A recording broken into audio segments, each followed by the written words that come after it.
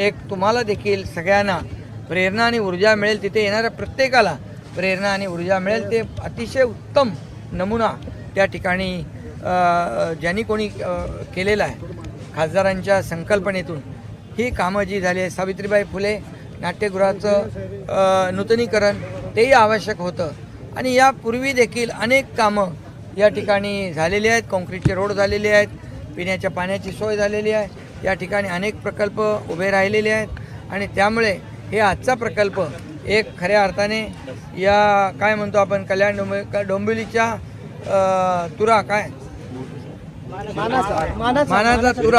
मानाचा तुरा हा खोला जाईल अशा प्रकारचे प्रकल्प या ठिकाणी केलेत। अंबरनाथमध्ये पण आपण पाहिलं, परवा गेल्या 8-10 दिवसापूर्वी एक अतिशय अप्रतिम असं नाट्यगृह झालं।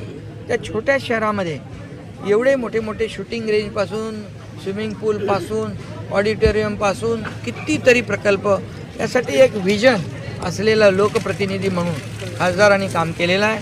मी त्यांचं मनापासून अभिनंदन करतो आणि भविष्यात देखील जी जी कामं या कल्याण डोंबिवलीमध्ये किंबहुना कल्याण लोकसभेमध्ये आवश्यक आहेत, या सर्व प्रकल्पांना कधी कुठेही निधी कमी पडू दिला जाणार नाही अशा प्रकारची व्यवस्था नक्की केली।